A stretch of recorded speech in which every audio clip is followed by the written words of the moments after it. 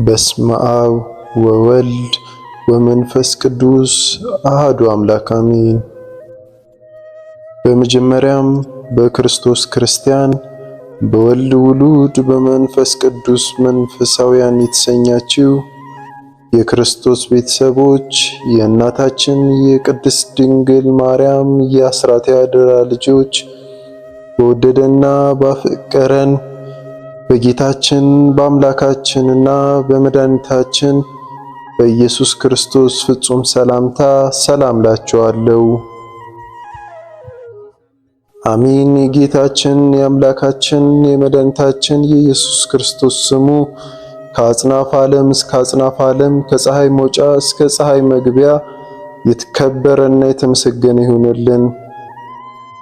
እንዲሁም አትለየውምና እናቱ እናታችን እመቤታችን ቅድስት ድንግል ማርያም ስሟ የከበረና የተመሰገነ ይሁንልን። ቅዱሳን መላእክት፣ ቅዱሳን ጻድቃን፣ ቅዱሳን ሰማዕታት እንደየክብራቸውና እንደየመጠናቸው የከበሩና የተመሰገኑ ይሁንልን። እንዲሁም ሁላችሁም የአትሮኖስ ሚዲያ መርሃ ግብር ተከታታዮች በያላችሁበት የእግዚአብሔር አምላክ ሰላምና ፍቅር ከናንተ ጋር ይሁን። ይህንን መርሃ ግብር በየሥራ ቦታችሁ በየመኖሪያ ቤታችሁ በእምነት የምታደምጡ የቅዱሳኑ ረድኤት ከናንተ ጋር ነው። እንዲሁም ከጠላታችን ከዲያብሎስ እስራት እንፈታለን፣ ከያዘንም ደዌ እንድናለን። ሁላችሁም የአትሮኖስ ሚዲያ መርሃ ግብር ተከታታዮች በሀገር ውስጥም በሀገር ውጭም ያላችሁ ይህንን መንፈሳዊ ቻናል ሁልጊዜ በየዕለቱ ላይክ፣ ሰብስክራይብ፣ ሼር በማድረግ አገልግሎቱ እንድትደግፉ እንዲሁም ያላችሁን ሐሳብ አስተያየት ሁልጊዜ በኮሜንታችን ላይ እንድታስቀምጡልን እንጠይቃለን። እንዲሁም የየዕለቱን መርሃ ግብሮች ሁልጊዜ ስለምንለቅ መርሃ ግብሮቹን ወደ ቻናላችን በመግባት የምታገኙ መሆኑን እንገልጻለን። አሁንም በድጋሚ የእግዚአብሔር አምላክ ሰላምና ፍቅር ከናንተ ጋር ይሁን።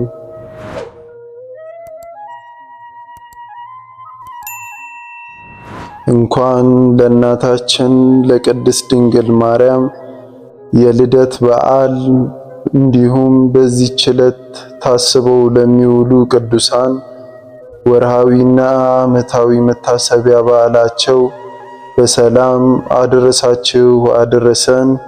የተከበራችሁ የልዑል እግዚአብሔር ቤተሰቦች የእናታችን የቅድስት ድንግል ማርያም የአስራት ያደራ ልጆች የቅዱሳን መላእክት፣ የቅዱሳን ጻድቃን፣ የቅዱሳን ሰማዕታት ወዳጆች ከዚህ በመቀጠል ለእናታችን ስለ ቅድስት ድንግል ማርያም ልደት ይህንን እናገራለን። በስመ አብ ወወልድ ወመንፈስ ቅዱስ አሐዱ አምላክ አሜን። አንድ አምላክ በሚሆን በአብ በወልድ በመንፈስ ቅዱስ ስም እናምናለን። ዛሬም ዘወትርም ለዘላለሙ አሜን። ልደታ ለማርያም ከሰይ ስር በትር ትወጣለች። በኦርቶዶክሳዊት ቤተክርስቲያን ግንቦት አንድ ቀን ግንቦት ልደታ የእመቤታችን የቅድስት ድንግል ማርያም ልደት የሚከበርበት ዕለት ነው። ይህ ዕለት ቅዱስ ኤፍሬም በውዳሴ ማርያም የመመኪያቸውን ዘውድ የንጽህናችን መሰረት ያላት ወላዲተ አምላክ ድንግል ማርያም የተወለደችበት ነውና ነቢየ እግዚአብሔር ኢሳይያስ ድንግል ትጸንሳለች ወንድ ልጅም ትወልዳለች ብሎ ትንቢት የተናገረላት ያቺ ድንግል በዚህች ዕለት ተወለደች። ይህች ቀን ደበ አምላክ ክቡር ዳዊት የወርቅ ልብስ ተጎናጽፋ ንግስቲቱ በቀኝ ትቆማለች ብሎ የተናገረላት ንግስት የተገኘችባት ዕለት ናትና። ቅዱስ ዮሐንስ በራእዩ ፀሐይን የተጎናጸፈች ጨረቃንም የተጫማች 12 የከዋክብት አክሊል በራሷ ላይ ያላት ይህም ብሎ የመሰከረላት የብርሃን እናት ድንግል ማርያም የተወለደችባት ቀን ናት። የእርሷም ልደት እንደ እንግዳ ደራሽ እንደ ውሃ ፈሳሽ ድንገት የተከሰተ ሳይሆን አስቀድሞ በትንቢት በምሳሌና በራእይ የሰውን ልጅ ድህነት በጉጉት ሲጠባበቁ ለነበሩ ቅዱሳን ሲገልጽ የነበረበት ነው። የድንግል ማርያም ልደት በነቢያት አንደበት እንዲህ ነበር። መሰረታቲሃ ውስጥ አድባረ ቅዱሳን፣ መሰረቶቿ በተቀደሱ ተራሮች ናቸው። እግዚአብሔር የዝማሬና የትንቢት ጸጋን ያበዛለት ክቡር ዳዊት ስለ እመቤታችን ቅድስት ድንግል ማርያም ስርወ ልደቷ አስቀድሞ በመንፈስ ቅዱስ መነጽርነት ተገልጾለት መሰረቶቿ በተቀደሱ ተራሮች ናቸው በማለት ትንቢት ተናግሯልና። የተቀደሱ ተራሮች ያለው የእመቤታችን ስርወ ልደት ከቤተ መንግስትና ከቤተ ክህነት ከሆኑት ከተቀደሱት ከኢያቄምና ከሐና የሚሆኑን ነገር ሲያመለክት ነውና። ይህንንም ትንቢት እውነታውን የእመቤታችንን የትውልድ ሐረግ አስማምታ ቤተ ክርስቲያን የእመቤታችን ማርያም ትውልዷ በአባቷ በኩል ከንጉሱ ከዳዊት ወገን ነው፣ በእናቷ በኩል ከካህኑ ከአሮን ወገን ነው፣ የአባቷም ስም ኢያቄም ነው፣ የእናቷም ስም ሐና ነው ብላ ታስተምራለችና። ቁጥሩ ከአበይት ነቢያት ወገን የሆነ ነቢዩ ኢሳይያስም ጥበብንና ዕውቀትን በሚገልጽ ስለሚመጣው ነገር ትንቢትን በሚናገር በመንፈስ ቅዱስ ተመልቶ የእመቤታችን የቅድስት ድንግል ማርያምን ልደት ከነገደ እሴይ እንደሚሆን እርሷም ጽጌ አበባ የተባለች አካላዊ ቃል ክርስቶስን በሕቱም ድንግልና እንደምትወልደው ገልጾታልና። ከእሴይ ስር በትር ትወጣለች፣ አበባም ከእርሷ ይወጣል በማለት ታላቅ ትንቢትን ተናግሮ ነበር። ይህች በትር ከእሴይ ዘር የተገኘችው በዚህች ዕለት ነውና ልደቷን በታላቅ ድምቀት እናከብራለን። ይህንንም መሰረት በማድረግ ሊቁ ቅዱስ ኤፍሬም መልካም ሐረግን ማርያም ሆይ ደስ ይበልሽ፣ ከእሴይ ስር የተገኘሽ መዓዛሽም ያማረ አበባ አንቺ ነሽ በማለት በውዳሴ አመስግኗታል። በአባቶችሽ ፈንታ ልጆች ተወለዱልሽ የተባለልን የአባቶቻችን ልጆች እኛም እንዲሁ እያልን እናመሰግናለንና። በኦርቶዶክሳዊ ተዋሕዶ ቤተክርስቲያን መጻሕፍት መሰረት የእመቤታችን የትውልድ ስፍራ ሊባኖስ የተባለው ተራራማ ሀገር ነው። በሊባኖስ ስለመሆኑ አስቀድሞ ጠቢቡ ሰለሞን ሙሽራዬ ሆይ ከሊባኖስ ከኔ ጋር ነይ፣ ከአማረና ከራስ ከሳኔር ከኤርሞን ራስ ከአንበሶችም መኖሪያ ከነብሮችም ተራራዎችን ተመልከች በማለት ተናግሮ ነበርና። የዚህ ትንቢት ምስጢር የእመቤታችን መካነ ልደት የሊባኖስ ተራራ ስለመሆኑ የሚያጠይቅ እንደሆነ ምስክርነታቸው የታመነ የቤተ ክርስቲያን ሊቃውንት ያስረዳሉ። ትንቢቱ ሲፈጸም ቅድስት ድንግል ማርያም ግንቦት 1 ቀን በ15 ዓመተ ዓለም ቅድመ ልደተ ክርስቶስ በሊባኖስ ተራራ ተወልዳለች።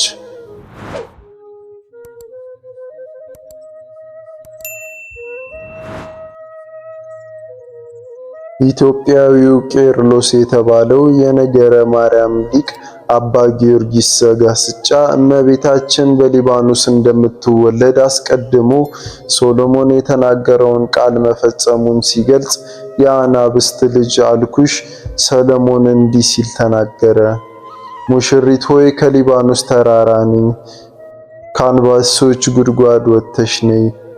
ከምርጥም ነገድነት የተነሳ ከሚመካ ወገን የመወለድሽ ዜና እጅግ ግሩም ነው በማለት አመስጥሮታል።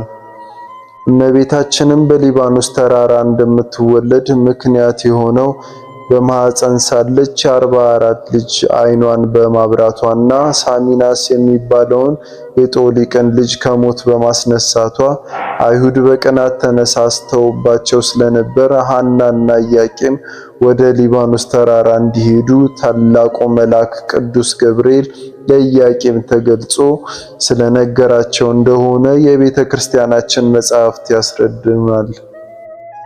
ከትንቢቱ በተጨማሪ የእመቤታችን የቅድስት ድንግል ማርያም ልደት በራእይና በምሳሌ አስቀድሞ የተገለጸ ነው። ከነዚህም መካከል ከእርሷ 7 ትውልድ አስቀድሞ ለነበሩ ደጋግ ሰዎች እንዲሁም ለእናቷና ለአባቷ የተገለጹት ምሳሌዎች በቅዱሳት መጻሕፍት በሰፊው ሰፍረው ይገኛሉና።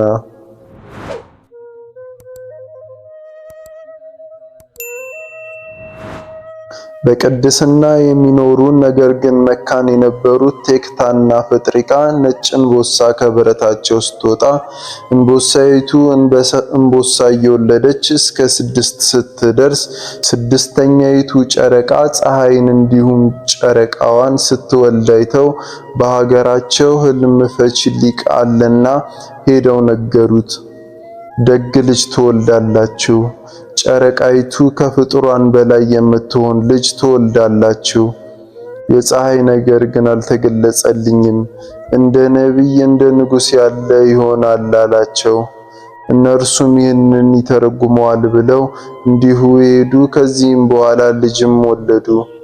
ስሟንም እንዲሁ የተሳልኩትን አገኘው የተመኘሁትን አገኘው ሲሉ ሄኤማን አላት። ሄኤማን ዴዴርን፣ ዴዴር ቶናን፣ ቶና ሲካርን፣ ሲካር ሄርሜላን፣ ሄርሜላ ሐናን ወለደቻት። ሐና ለአካለ መጠን ስትደርስ ከቤተ ይሁዳ ለተወለደ ለኢያቄም ለሚባል ደግ ሰውም አጋቧት። ከኢያቄምና ከሐና በጨረቃ የተመሰለች ድንግል ማርያም ተወለደች። ኢያቄምና ሐና መካድ ስለነበሩ እግዚአብሔር አምላክ ልጅን ይሰጣቸው ዘንድ ጸልየው ሲሰጣቸው መልሰው ለእርሱ እንደሚሰጡት ስለትን ተስለው ነበርና ጸሎታቸው ሲደርስ ለሐና በሕልም ተገልጾላት ለባሏም ለኢያቄምም እንዲሁ ነጭ ርግብ መታ በራሴ ላይ ተቀምጣ ከራሴ ላይ ወርዳ በጆሮዬ ገብቶ በማኅፀኔ ስትተኛ አየሁኝ ብለዋለችና።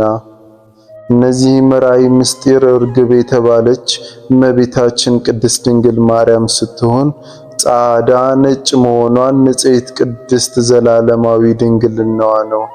ነጭ ርግብ መታ በራሴ ላይ ተቀምጣ ከራሴ ላይ ወርዳ በጆሮዬም ገብታ በማኅፀኔ ስትተኛ አየሁ ማለቷ ብስራተ ገብርኤልን በጆሮዋ ሰምታ በግብረ መንፈስ ቅዱስ አምላክን የምትጸንሰው ንጽሕት ርግብ የተባለችው እመቤታችን ቅድስት ድንግል ማርያምን የምትወልድ መሆኗን ሲያጠይቅ ነውና።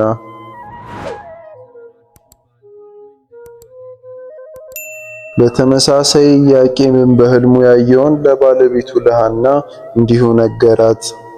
7ቱ ሰማያት እንደ መጋረጃ ተገልጠው ከላይኛው ነጭ ሰማይ ኦፍ በራሴ ላይ ሲቀመጥ አየሁ። ይህንንም ብሎ ሕልሙ የተገለጸለትን ነግሯታል። የዚህም ራእይ ምስጢር ኦፍ የተባለው አካላዊ ቃል መድኃኒታችን ኢየሱስ ክርስቶስ ሲሆን ነጭነቱ ደግሞ ንጹሕ ባህሪ ነው። ኢያቄም ከላይ ወርዶ በራሴ ላይ ሲቀመጥ አየሁ ማለቱ የኢያቄምን ባህሪ እንደሚያደርግ የሚያጠይቅ ሲሆን 7ቱ ሰማያት የተባሉት የጌታችን ልዩ ባህሪያት ምልአቱ፣ ስፋቱ፣ ርቀቱ፣ ልዕልናው፣ እበዩና መንግስቱ ናቸው። የአዲስ ኪዳን ሊቃውንትም ትንቢተ ነቢያትና ወንጌልን በማጣጣም የእመቤታችን የቅድስት ድንግል ማርያምን ልደት አመስጥረው አስተምረዋል። እንዲሁም አመስግነዋል፣ ተቀኝተዋል። የእርሷን ልደት እጅግ ብዙ ሊቃውንት በስፋትና በጥልቀት ያመሰጠሩት ሲሆን ለምሳሌ ያክል እንመለከታለን። ኢትዮጵያዊው ሊቅ ቅዱስ ያሬድ ስለ እመቤታችን ቅድስት ድንግል ማርያም ልደት እንዲህም ብሏል። ማርያም እስከ ጥንት ጀምሮ በአዳም ባህሪ ውስጥ እንደ ነጭ ዕንቁ ታበራለች።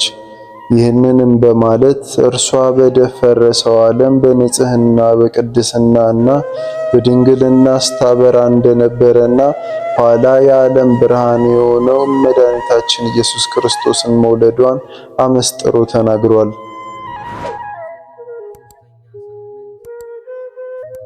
በተጨማሪም ስለ ስርወ ልደቷ እንደዚሁም ስሮቿን በምድር ጫፎቿን በሰማይ ያሉ የወይን ሐረግ በማለት የተወለደችው በምድር ከነበሩት ኢያቄምና ሐና መሆኑን የወለደችው ግን ሰማያዊውን ንጉሥ እንደሆነ በማመስጠር ዘምሯል።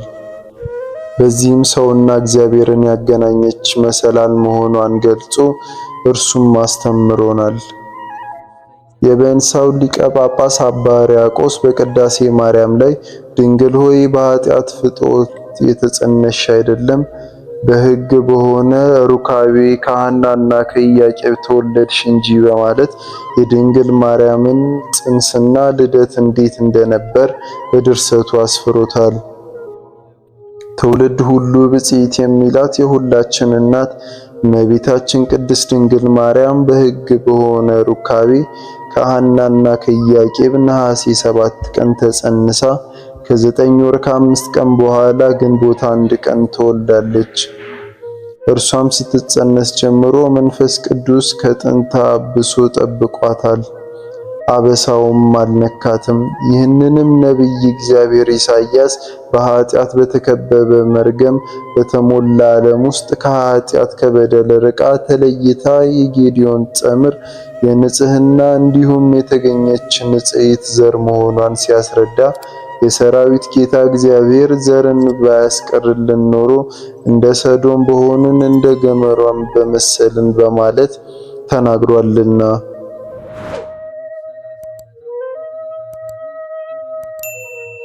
እንደዚሁም ጠቢቡ ሰለሞን ንጽህናዋን በትንቢት መነጽርነት አይቶ ወዳጄ ሆይ ሁለንተናሽ ውብ ነው፣ ምንም ነውር የለብሽም፣ ሙሽራዬ ሆይ ከሊባኖስ ነይ በማለት በንጽህና በቅድስና ያጌጠች መርገመ ሥጋ መርገመ ነፍስ ያልነካት የድህነታችን ምክንያት የንጽህናችን መሰረት የሰው ባህሪ ከእግዚአብሔር ጋር እንዲዋሃድ ምክንያት የሆነች ንጽሕት የሰርግ ቤት ድንግል ማርያም በሊባኖስ የመወለዷን ነገር ነግሮናልና። የቀርጤሱ ቅዱስ እንድርያስ የከበረ ስለሆነ ስለ እመቤታችን ቅድስት ድንግል ማርያም ልደት ታላቅነት ይህ በዓል በአዲስና በብሉይ ኪዳን መካከል መገኛ ሆነ። ምሳሌዎቹ በእውነት አሮጌው በአዲስ ኪዳን ተተካ። ፍጥረት ሁሉ በደስታ ይዘምራል፣ የዚህን ቀንም ደስታ ይካፈላል። ይህ ዕለት ጌታ መቅደሱን የሰራበት ዕለት ነው። ይህ ዕለት ትልቅ ሕንጻ የታነጸበትና ፍጡር የፈጣሪ ማደሪያ ለመሆን የተዘጋጀበት ዕለት ነው በማለት ገልጾታልና። በእውነት የእርሷ ልደት የልዑል ማደሪያው መቅደስ የተሰራበት ዕለት ነውና ሁላችንም እናከብረዋለን። በዚህም ዕለት እነሆ ዛሬ በእመቤታችን ልደት ደስታ ሆነ እያልን እንዘምራለን። ይህችን የልዑል ማደሪያ እናቷ ሐናና አባቷ ኢያቄምን በእጅጉ ተደስተው በተወለደች በ8ኛ ቀኗ ስሟን ማርያም ብለው ሰይመውታልና።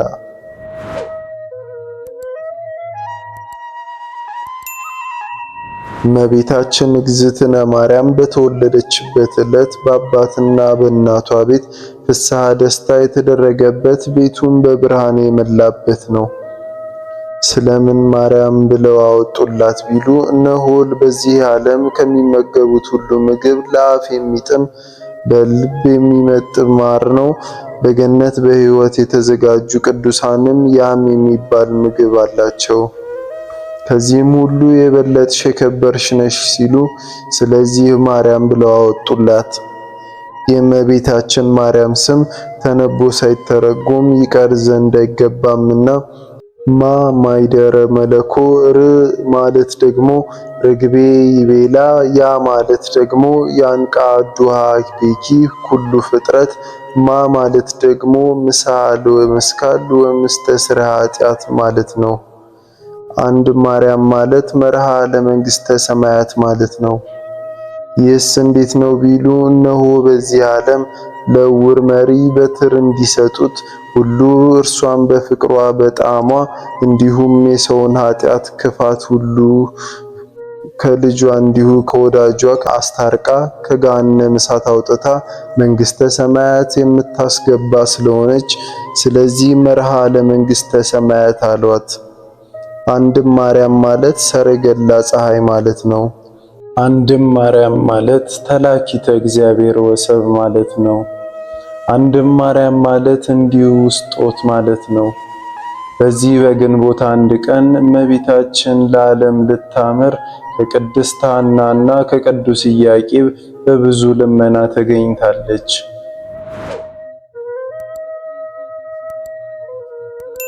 ኢያቄምና ሐና የተሳሉትን ስለታቸውን አስተውለው ወስደው ለእግዚአብሔር ሲሰጧት ካህኑ ዘካርያስ ስለ ምግቧም ተጨነቀ።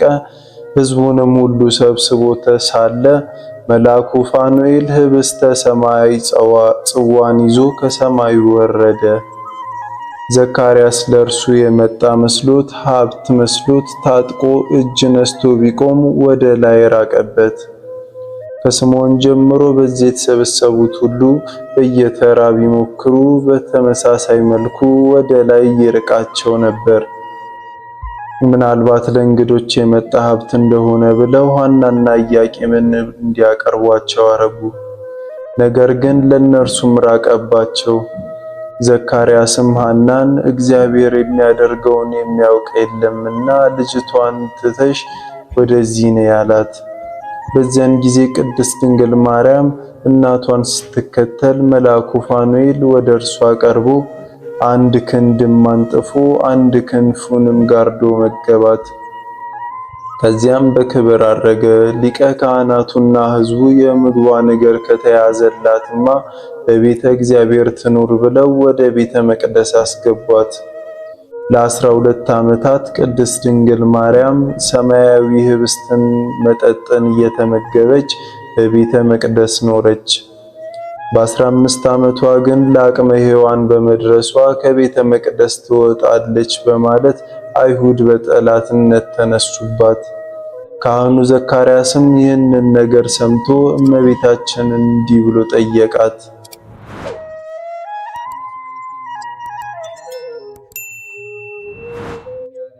ልጄ እንደምን ሆነሽ ልትኖሪ ትወጃለሽ? እርሷም ከእግዚአብሔር በታች ያለኝ አባት አንተ ነህና በዚያም ላይ እናት አባቴ አደራ ያሉት አንተን ነው፣ ወደ እግዚአብሔር አመልክትልኝ አለችው።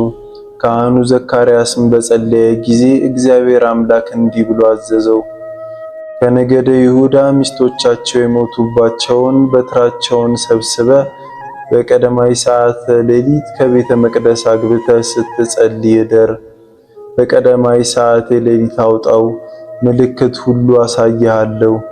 እርሱም እንዳለው አድርጎ እንዲሁም በማግስቱም በትሮችን አውጥተው ሲያዩ የአረጋዊው ዮሴፍ በትር አብባና አፍርታ ተገኘች። ከበትሩም ጫፍ ላይ እንደዚሁ ዮሴፍ ሆይ እጮኛ ማርያምን ጠብቃት የሚል ጽሑፍ አገኘ። ርግብም መታ በራሷ ላይ አረፈች። ስለሆነም ዮሴፍ እንዲጠብቃት ተወሰነ። ከዚህም በኋላ እመቤታችን ቅድስት ድንግል ማርያም ከቤተ መቅደስ ወጥታ እስከ ተሰደደችበትም ወራት ድረስ የዮሴፍ ቤት ኖረች። የእመቤታችን ልደት አከባበር እንዲህም ነበርና አባታችን አዳም በኃጢአት ከወደቀ በኋላ ንስሐ በገባ ጊዜ አምላካችን ጌታ እግዚአብሔር የድህነት ቃል ኪዳን ገባለት። ቃል ኪዳኑም ከልጅ ልጅ ተወልጄ አድንሃለሁ የሚል ነበር። ስለሆነም አዳም 5500 ዘመን የሕይወት ምክንያት የሆነችው ልጁ እመቤታችን ቅድስት ድንግል ማርያም ከአብራኩ ከተከፈሉ ቅዱሳን ልጆቹ የምትወለድበትን ቀን ተስፋ እያደረገ ኖረ። የእመቤታችን የቅድስት ድንግል ማርያምን የመወለዷን ዜና ተስፋ በማድረግ ሴት ይላት የነበረችውን ሚስቱን ሔዋንን በእመቤታችን ምሳሌነት ሔዋን እንዲሁ ሕያዋን ሁሉ እናት ብሎ ሰይሟታልና። ዳግማዊ አዳም የተባለ ክርስቶስ የአዳምን ተስፋ በመስቀል ላይ በፈጸመ ጊዜ እውነተኛዋ ሔዋን ዳግማዊት አማናዊት ሔዋንን ድንግል ማርያምን በዮሐንስ ወንጌል በኩል ለሕያዋን ምዕመናን ሁሉ እናት አድርጎ ሰጠ። ይህንንም የከበረ ምስጢር የማይረዳ ክርስቲያን እንዴት ያሳዝናል! እኛ ኦርቶዶክሳውያን ክርስቲያኖች ግን የቀዳማዊ አባታችን የአዳምን እንደዚሁም በዳግም ተፈጥሮ ያከበረንን ዳግማዊ አዳም የተባለ ጌታችን መድኃኒታችን ኢየሱስ ክርስቶስን ቃል ተቀብለን የሕያዋን እናት ሁሉ ድንግል ማርያምን ልደቷን በፍጹም ደስታ እናከብራለን። ከተወደደ ልጇ ምሕረትን ትለምንልን ዘንድ ወደ እርሷ እናንጋጥጣለንና በኦርቶዶክሳዊ ተዋሕዶ ቤተክርስቲያን ያለን ምዕመናን ከጌታችን ልደት ቀጥሎ በታላቅ ድምቀት የምናከብረው የልደት በዓል የእመቤታችን የቅድስት ድንግል ማርያም የልደት ቀን ነውና ስለ ቅዱስ ዮሐንስ በመወለድ ብዙዎች ደስ ይላቸዋል ከተባለ የድንግል ማርያም ልደት ምንኛ የሚያስደስት ይሆናል። የነቢያቱ ትንቢት የተፈጸመባት የታየው ራእይ በገሃድም የተከናወነበት የብሉይ ኪዳን ማብቂያ የሐዲስ ኪዳን መጀመሪያ ናትና ልደቷ ለሰው ልጆች ሁሉ ለሕያዋን ሁሉ ታላቅ የደስታ ቀን ነው።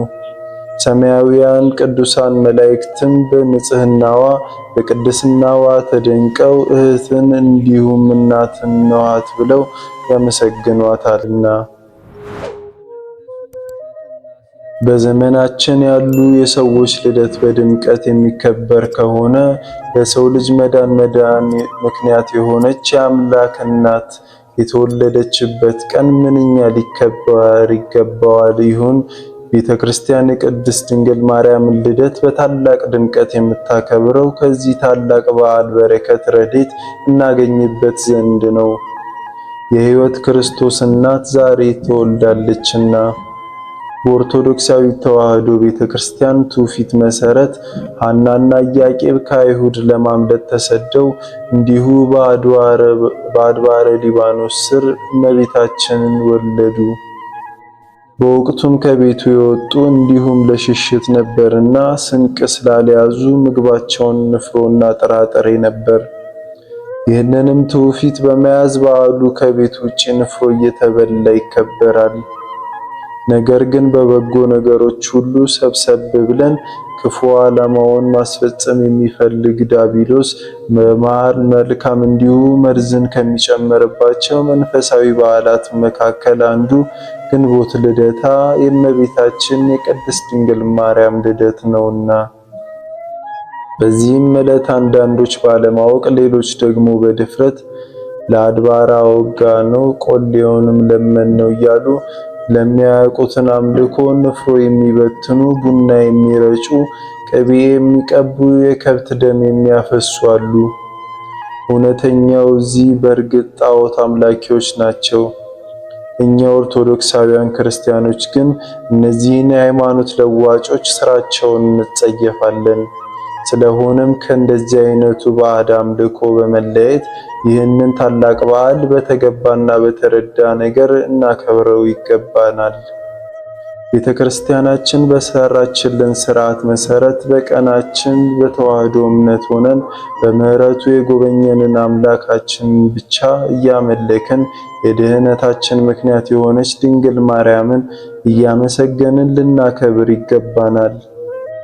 አምላካችን እግዚአብሔር ከእመቤታችን ረድኤት በረከት ይክፈለን። አሜን። አባታችን ሆይ በሰማያት የምትኖር፣ ስምህ ይቀደስ፣ መንግስትህ ትምጣ፣ ፈቃድህ በሰማይ እንደሆነች እንዲሁም በምድር ትሁን። የዕለት እንጀራችንን ስጠን ዛሬ፣ በደላችንን ይቅር በለን እኛም የበደሉንን ይቅር እንደምንል፣ አቤቱ ወደ ፈተና አታግባን ከክፉ ሁሉ አድነን እንጂ መንግስት ያንተ ናትና፣ ኃይል፣ ክብር፣ ምስጋና ለዘላለሙ አሜን። እመቤታችን ቅድስት ድንግል ማርያም ሆይ በመልአኩ በቅዱስ ገብርኤል ሰላምታ ሰላም ልሻለን። በሐሳብሽ ድንግል ነሽ፣ በስጋሽም ድንግል ነሽ። አሸናፊ እግዚአብሔር እናት ሆይ ሰላምታ ላንቺ ይገባሻል። ከሴቶች ሁሉ ተለይተሽ አንቺ የተባረክሽ ነሽ፣ የማፀንሽ ፍሬ የተባረከ ነው። ጸጋን የተመላሽ ቅድስት ሆይ ደስ ይበልሽ፣ ልዑል እግዚአብሔር ካንቺ ጋር ነውና ከተወደደው ልጅሽ ከጌታችን ከመድኃኒታችን ከኢየሱስ ክርስቶስ ዘንድ ይቅርታና ምሕረትን ለምኝልን ኃጢአታችንን የሚያስተሰርይልን ዘንድ ለዘላለሙ አሜን። የተከበራችሁ የልዑል እግዚአብሔር ቤተሰቦች አሁንም ይህንን ቪዲዮ አንድ ጊዜ ላይክ በማድረግ ያለንን ድጋፍ እናሳይ። እንደዚሁም በኮሜንት ሴክሽናችን ላይ ሁልጊዜ የእናንተን ሐሳብና አስተያየት ስለምንከታተል ያላችሁን ሐሳብ አስተያየት አስቀምጡልን። ሐሳብ አስተያየት ከሌላችሁ እንደዚሁ አሜን ብላችሁ በመጻፍ ያለውን ድጋፍ አሳዩ። አሜን ማለት ይሁንልን ይደረግልን ማለት ነውና ወስብሐት ለእግዚአብሔር ወለወላዲቱ ድንግል ወለመስቀሉ ክቡር። ይቆየን።